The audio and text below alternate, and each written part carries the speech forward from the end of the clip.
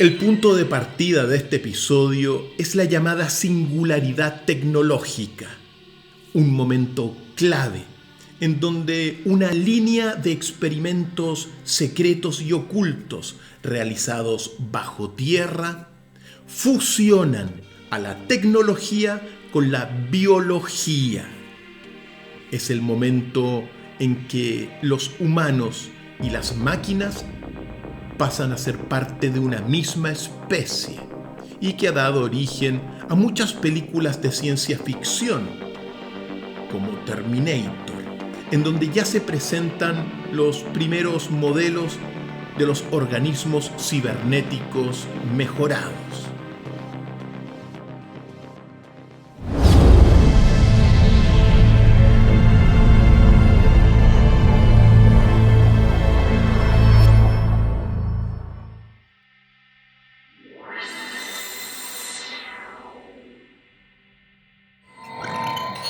La singularidad tecnológica es el momento en que la inteligencia artificial, la Matrix, toma el control del comportamiento de muchísimos humanos. A unos los convierte en individuos totalmente inconscientes, incapaces de razonar, pasivos, obedientes, silenciosos, programados para el trabajo y la servidumbre de las élites. A otros, en cambio, los transforman en individuos extremadamente destructivos, violentos, verdaderos zombies, cuerpos sin almas, programados para desatar el caos social, los juegos del hambre y también para la guerra, que es el infierno sobre la tierra. En ambos casos, no se dan cuenta que están controlados. Los primeros experimentos de control mental comenzaron hace mucho tiempo con el proyecto MKUltra en 1953. Un programa llevado a cabo por los servicios de inteligencia estadounidenses hasta 1973. Sin embargo, desde aquel tiempo hasta hoy día, 70 años después, el producto de esos experimentos secretos ya son parte de los grandilocuentes discursos de muchos gobiernos bajo el nuevo orden. Y una de las amenazas que analizamos en esa oportunidad con los líderes del mundo es la posibilidad de que las máquinas puedan leer nuestro pensamiento e incluso puedan insertar pensamientos, insertar sentimientos.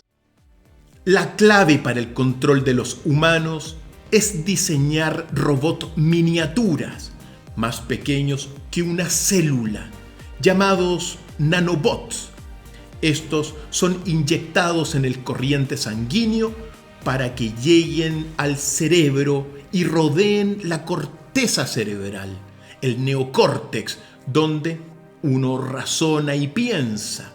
Una vez en ese lugar, basta simplemente enviarles señales de microonda electromagnéticas con mensajes, tal cual como uno recibe mensajes en un teléfono celular. Queremos diseñar nanopartículas, fabricarlas, cubrirlas de elementos moleculares para que entren en el cerebro y se unan a las neuronas y luego utilizar la luz para activarlas y poder disparar a las neuronas o registrar la actividad neuronal. Porque ya se pueden leer los pensamientos, las emociones. Ya existen las neurotecnologías que pueden leer el inconsciente, que pueden poner dentro de los cerebros ideas, emociones, pasiones, historias de vida que las personas no han vivido, pero que creen que las vivió. Esto ya no es Black Mirror, ya no es ciencia ficción, es la realidad. Llegado este momento, uno puede decir que la singularidad tecnológica ya se ha revelado, ya se ha difundido. Pero muy pocos saben a los límites que se podría llegar. Solo avisar que durante los próximos años es posible que la humanidad que corre en esa línea del tiempo vea cosas muy difíciles de imaginar y que no han ocurrido en los últimos 5.000 años de historia. Otros creen que la singularidad tecnológica es la marca de la bestia. Algunos no dan crédito de estos registros, en donde mujeres aparecen descontroladas. Se dice que es por el uso de algunas sustancias. Otros, en cambio, aseguran que son los experimentos de la singularidad para el control de los humanos. Sea lo que sea, los más jóvenes ya están acostumbrados a tantas películas de zombies y juegos de videos que es muy probable que no se sorprenderían si en el futuro aparece una invasión de muertos vivientes.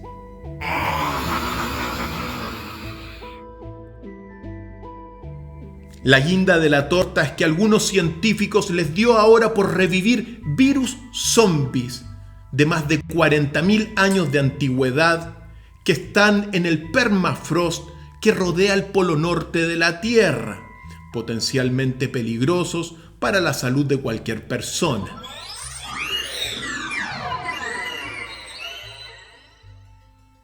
Amigos y amigas, desde el momento en que la tecnología y la biología se fusionan para que ocurra la singularidad tecnológica, uno puede decir que la ciencia ya aumentó. Y en consecuencia la Tierra se podría dividir en dos grandes categorías.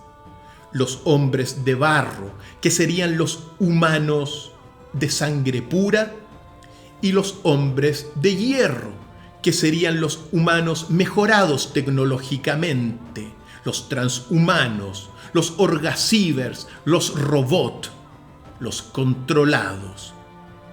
En ambos casos uno puede observar que han prevalecido y que son como los dioses.